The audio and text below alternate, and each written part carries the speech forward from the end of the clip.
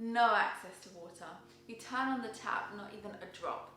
You go to use the loo and you can't even flush the toilet. So at 34 weeks being pregnant, I developed the COVID, you understand? The gynecologist from hospital 1 noticed that my bump wasn't growing. So then I hold my baby and I'm like, oh my gosh, I failed already. Like,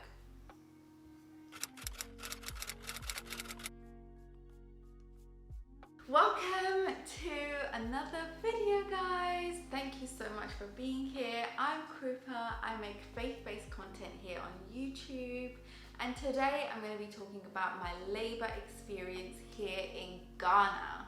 I know a lot of you have been so curious and intrigued to hear about my experience here giving birth, especially those that have lived in the Western world with like systems that are very straightforward. They just wanted to know what it's like to give birth in Ghana. And so I'm here with my labor story. I hope that you enjoy it. I think the main purpose of me even sharing this is not to give names. I won't be giving names of any of the places that we visited, but mainly I wanted to share this experience because I know that birth and like labor in general can be, not in all cases, but can be very traumatic in some ways or another. And I think that carries into the journey of motherhood, because essentially that's the introduction of the journey to motherhood, right?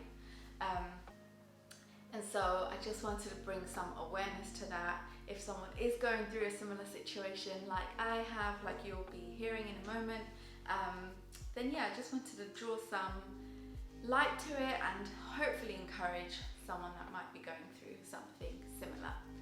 So before I begin, I just want to say a disclaimer that this is my unique story. So my conditions and what was happening to me at the time and the choices that I made and decisions that my husband and I made together, was down to our own convictions, our own faith, and the grace that was given to us, right? And so I don't want anyone to use this as a mode of conducting their own decisions, if that makes sense. So with that disclaimer said, let's begin. By the way, I'm going to be looking here a lot. Actually, let me bring my laptop here. I've got some notes so I don't forget. See, something about having such, I'm going to use the word traumatic, but it wasn't, I mean, it was traumatic. Like even now when I look back at photos, I'm still like, oh. So I don't want to call it traumatic and kind of take away from how beautiful it was that I got to bring forth our daughter into the world. So it's not so much that I don't appreciate motherhood, or I don't appreciate labor, or I don't appreciate the miracle and the beauty of it. It's just, like I said, a unique story and how I responded to it. So at 34 weeks being pregnant, I developed the COVID, you understand? My main symptoms with that was really severe coughing. And I guess that might have done something to my placenta. Something might have disconnected from such like exhaustion in coughing. I remember at some point I would cough so much that it was like almost coming from my gut, right? And so that was at 34 weeks, and we were regularly visiting hospital 1 for our checkups, our scans. So before all of this happened, where we were staying, we had access to Ghana water and no polytank, or like a very small polytank. For those that don't know what that means, Ghana Water is the supplier of water here in Ghana, which is like it's not a prepaid system, it's like a monthly paying system, I don't know, but basically you get a bill at the door to pay for your water supply. And then polytank is basically a huge black plastic container that holds all the water, that's then connected to all your pipes, so that when Ghana water is functioning, it fills the polytank so that you've got water to sustain you until the next time that they're functioning. So usually people have like huge polytanks here. We've got like a huge one at the moment, but then it was so small. So, and don't forget, we're still learning the ropes of living in Ghana and the systems, etc. So that's just for context. So prior to the 34 weeks catching COVID, my husband fixed the water supply so that we can get water from the borehole. Now what that means is that a huge well almost is dug into the ground where your pipes now is attached to that, and so you have water supply from earth basically. So you're not relying on Ghana water. So that's what my husband got done. It was like so expensive, but it was so good for us because we can finally have like functioning, ongoing water, right? Okay, let me let this go. The school bus. This particular school bus is very noisy, very loud. Like I was saying, you don't actually appreciate the essentials of life until you have a situation where you don't have those essentials. So yeah, after catching COVID, we started experiencing, that's a whole other situation, but once our relative who we were staying with at the time came back from the UK, they had changed a few things on their side of the compound with the water supply and the pipe system, etc. And that immediately affected us. And so all of a sudden, the borehole supply has stopped, Ghana water has stopped, just water in general, no access to water. You turn on the tap, not even a drop. You go to use the loo and you can't even flush the toilet. You can't turn on the shower because there's no water, so you'll get air.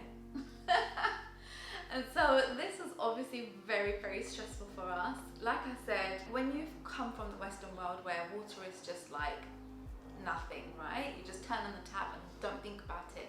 The same with electric. When you come from that world and then come into this, it is a shock to the system, and regardless of whether you've lived in the West or not, you will know and you will feel the impact of not having water, because that's just essential for everything. That really affected us. So upstairs where we were staying, there were 2 toilets. And I had to go to the other one because somehow that other one was flushing but with very little water. You still had to get extra water from the other side and pour it into the toilet to then get rid of all the waste. And so, as you can imagine, I hope you're really getting and grasping the concept of how long everything was once the water supply had been cut off. So that added a lot of stress to my pregnancy, but also seeing my husband do like so much up and down, carrying heavy buckets of water. It was just a lot. And so because of that situation, it just meant that we had to move. It's a matter of emergency basically. And so we had more or less 3 to 4 weeks to find a place, then to move into it. Sorry, a mistake. I got COVID at 30 weeks, and at 34 is when we were moving to this place that we're currently at. So as all of this was happening, I started to develop severely swollen legs, feet and face. Mostly legs and feet, but a bit on my face. But where it was on my face for most of the time, it looked like I had just gained weight in my 3rd trimester. So at 36 weeks now, we've gone to our gynecologist for a scan, and bless her, she's lovely, and so we had a really great connection, and she's basically said, as a joke, maybe because we were just like really friendly with each other. Anyway, so she made a comment to say, I hope that baby comes out earlier because I've got some Christmas holidays booked. So Zoe's a December baby. So with her saying that comment, I've just got my antennas up basically. So then she says, as she's looking at my maternity book, she's like, your BP is high. And I'm like, okay. And she's like, and also you've got protein in your urine. So that's not a good sign. And you've got swollen feet and swollen legs. That tells me that you might have preeclampsia. We're gonna have to send you to the hospital right now. I don't know what it is about the medical industry. I mean, I've got respect for the medical industry and I'm grateful for it, but there's some kind of language of like terror that just puts people at such unease. But anyway, that's besides the point. So we're now admitted in hospital to do like regular checkups. We've gone into the hospital, asked for like the best ward, the best room. We went to like a private room obviously, so we asked for that, and It was supposed to be regular, every 2 hours I'm supposed to be checked. I wasn't checked every 2 hours. I was checked every 2 hours for about 6 to 8 hours, and then night happened, and during the night nobody came, and in the morning a nurse came to check on me like twice, and I'm like, hold on a minute.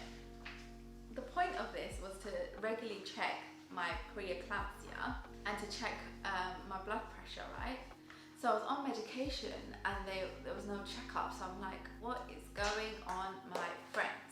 Anyway, and then what happened? Oh yeah, so then my BP was like up and down, and then come the next day, they were like, oh, you're gonna stay for another 2 days. And my husband was like, why? And they were like, oh, you know, because we need to check up on you. And he was like, but no one's actually checked up on my wife, so I don't understand. So then my husband goes to buy a blood pressure checking machine and some like urine tests so that you can test how much protein is in the urine. So my husband was like, I've bought all the items that we need in order for me to keep a regular eye on my wife's blood pressure and protein in her urine. So we're gonna go home where she can be comfortable and she can get the adequate rest that she needs. And so they were like, no, we need to do a C-section on her tonight. Like, we need to take the baby out right this second. And so my husband was like, that is not happening, sir. Like, that's not happening. My baby is not coming out tonight, and my wife's not getting cut tonight, and that's just that. We are gonna go home and monitor her. Her blood pressure is fine, it's coming down. She's also eating well, she's also resting well. As we were leaving, they made us sign a paper to say that if the baby dies, it's not on them, and if I die, it's not on them. They're a private hospital, so I guess they've got to do those things. Anyway, so we obviously stopped going to that hospital. We also stopped going to the gynecologist, not because of anything, because she is lovely and we're still going to her now with the second pregnancy, but just because we were not really keen on the hospital. It just wasn't the one, especially for the price that you're paying. But to say something good about them by force, some of the nurses were really nice, but we just didn't like how abrupt everything was, because I was doing some research as well, and they were like, if the doctors can monitor you up until at least your like 37th week, that will be the best response, basically. And the fact that I was 36 weeks one day and they couldn't wait and say, do you know what, we'll keep you for 6 days and monitor you, and if we have to, then we'll have to cut you open, basically. So the fact that they didn't have that kind of precaution or that kind of like language and that kind of response, I had my antennas right up in the sky, basically. That was that. And then we went to hospital 2, which is like one of the top hospitals. It's known for its fertility, success. I don't want to say too much because it's very obvious if I give too much detail. So at this point, when we're looking for hospitals to go to, we knew that baby girl's gonna have to come out anytime soon, mainly because the same report that we got in hospital 1, hospital 2 had given that same-ish kind of response and report. So we knew, okay, it is definitely a preeclampsia situation, but how severe is it? No one knew. And that's the norm with preeclampsia as well. It's still undergoing some research, so the medical staff are just called to do and respond to it the best way they know how to, right? So we were just praying so hard during that season, because we were like, okay, if it is preeclampsia and it is as serious as these doctors say it is, then like we need to search for a hospital that we know we're gonna land here should things go pear-shaped. So we've gone to hospital 2, done the reports. They've obviously said the same thing, and what all these hospitals were saying was that my placenta had given up, hence why the gynecologist from hospital 1 noticed that my bump wasn't growing. She was monitoring it and it was fine, baby was thriving in the womb, so it was all right. Anyways, come to the time of hospital 2, baby's now not getting blood supply, not getting any oxygen, nor is she getting any food.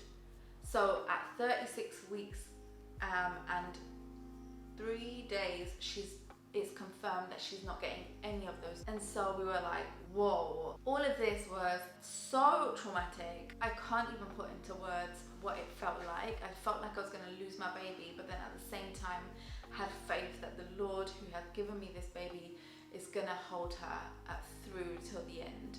And like I said at the beginning of this video, this is my unique story and what my own faith was telling me and my own relationship with the Lord was telling me. It was a consequence of like prayer and asking the Lord like what is going on with me, you know? And so I don't want anyone to use this as a conduct of how they should make their own decisions, right?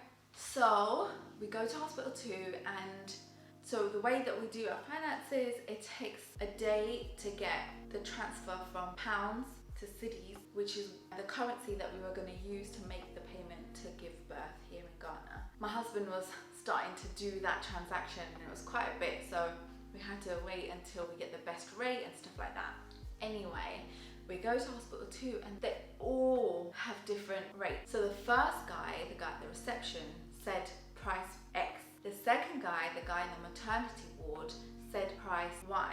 And the third guy, the CEO of the hospital, said price Z.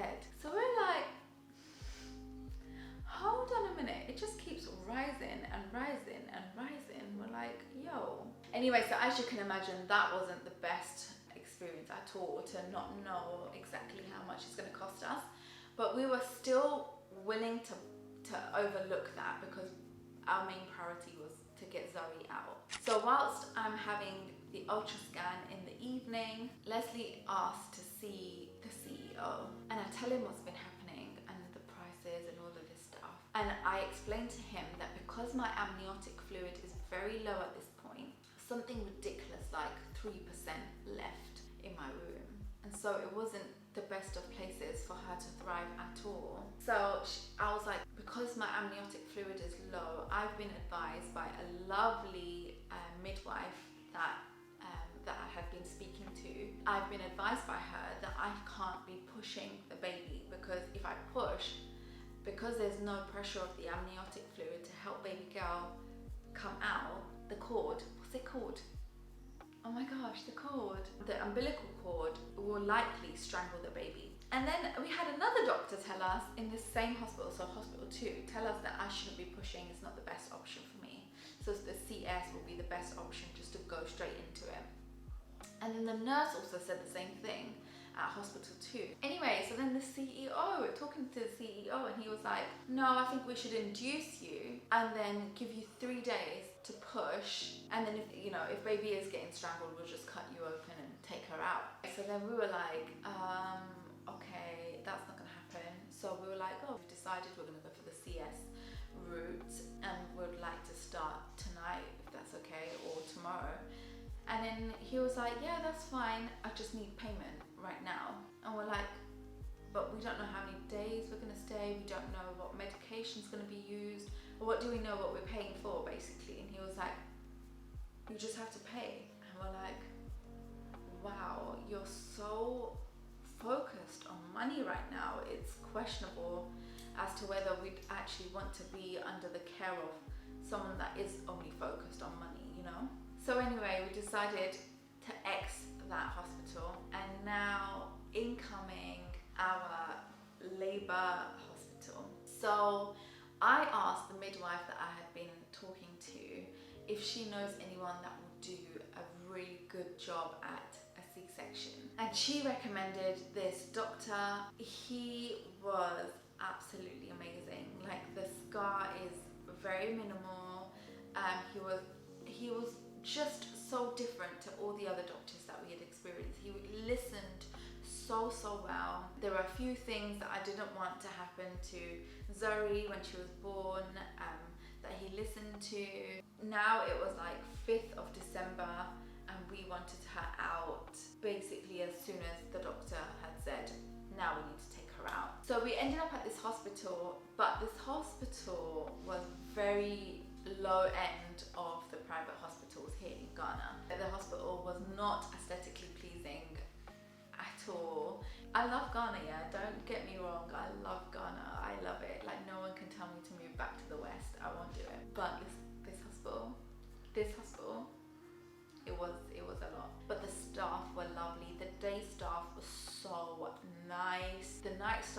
questionable, but apparently that's like the norm, and the doctors were just A1. And so it was so worth the minute details of like, so anyway, we got to this hospital, and it's just so incredible how the Lord works, because we got to this hospital, and as soon as we entered, I was like, I can't do this anymore.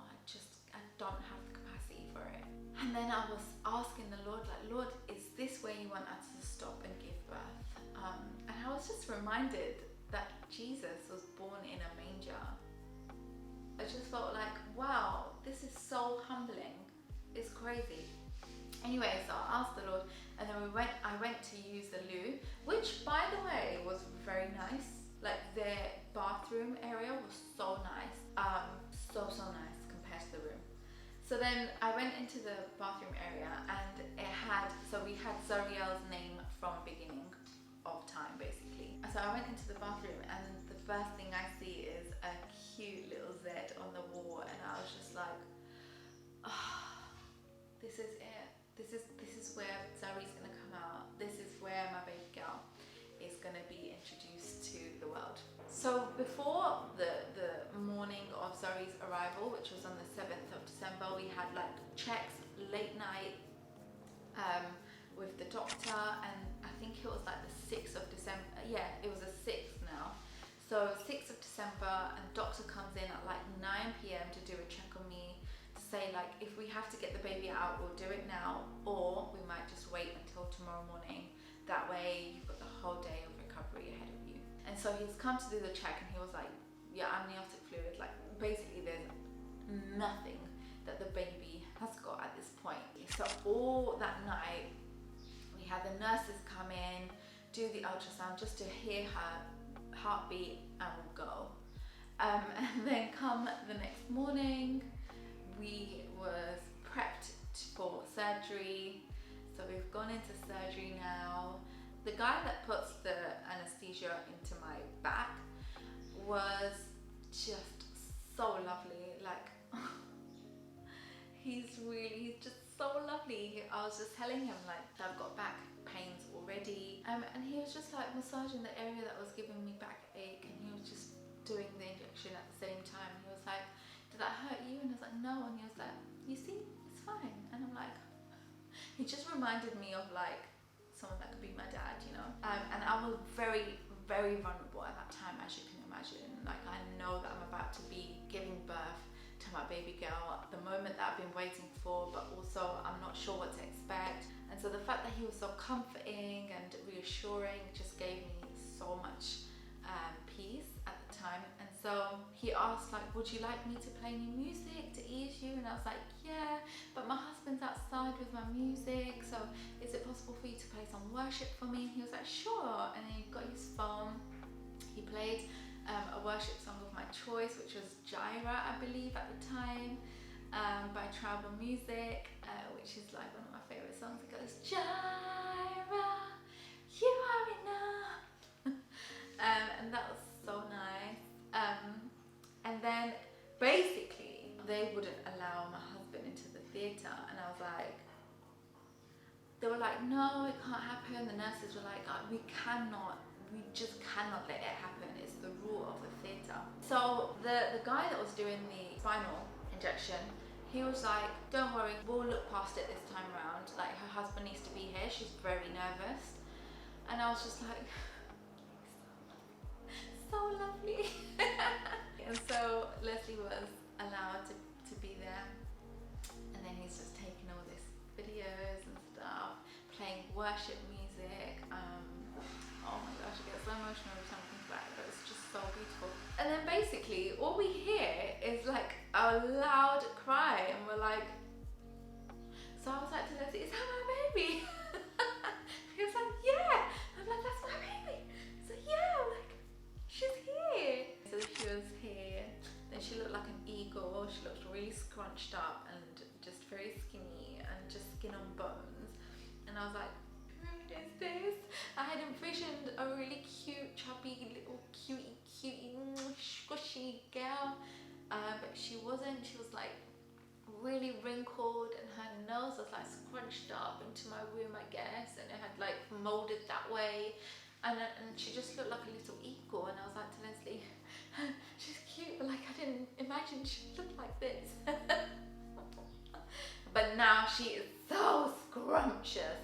So if anyone is about to give birth and your baby comes out looking like an eagle, don't worry too much. They will start filling up and look so cute after a couple weeks. And I'm not gonna lie, she looked like an eagle for a good 2 weeks. She's so cute. So then she came out, they done checks. It was like a good hour later, hour 45 minutes later in fact, that I got to like hold her and see her. And I think that really impacted my breast milk supply. So she comes out now of all her checks. I come out of the theatre and I'm placed on the bed, which by the way, they literally held me on a cloth, like 4 people. I'm not that heavy, by the way. I don't know why I took 4 people. I don't know if this is like everyone's experience, but I remember thinking, this is kind of fun. Anyway, so then I get to hold my baby, and like I don't know why people don't talk about this, like the difference between like their imagination of having seen their babies for the first time and seeing what they actually look like, you know. But I saw Zoe and I held her and I was just like, oh my gosh, I failed already. Like she's so skinny, she's so tiny, like